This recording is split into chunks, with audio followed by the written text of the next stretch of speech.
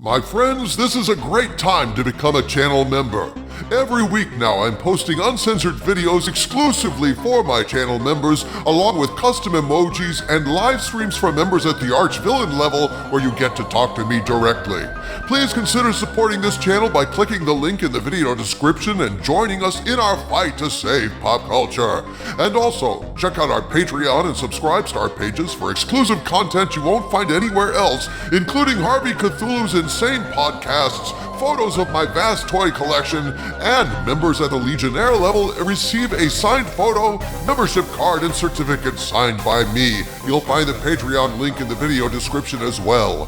Thanks for watching, my friends, and now on to the video.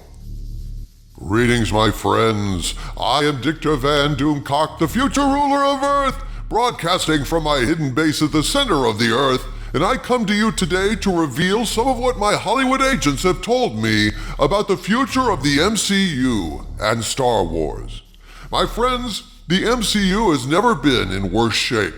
The string of failures has been relentless since Avengers Endgame, both in theaters and especially on Disney+. Think about Secret Invasion, Agatha All Along, She-Hulk, Echo, The Eternals, The Marvels, flop after flop after flop after Feige resolved to turn the MCU into the MCU. From what I'm hearing, Disney is in a state of perpetual dismay over the many flawed choices that have brought them to the point where Captain America: Brave New World is looking at an opening weekend less than $100 million. Now, you could argue that the reason for this less than stellar projected opening weekend is because this is a movie without Captain America in it. The Falcon is a perfectly cool character, but Captain America he ain't.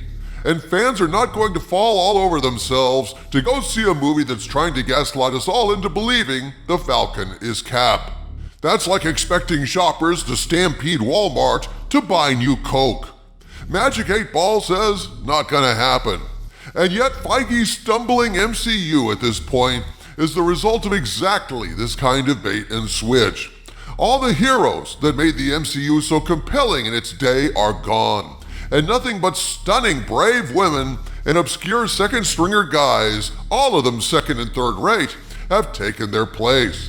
It's finally become clear that Brie Larson's Captain Marvel and Echo and She-Hulk and Shang-Chi and the Eternals and Captain Falcon are not going to be able to carry water for Iron Man, Captain America, Thor, the Hulk, the real Hulk, not Professor Hulk, and Spider-Man. It's just not going to happen. If it was going to happen, you'd have to have incredibly compelling scripts, masterful action sequences, and a lot of heart.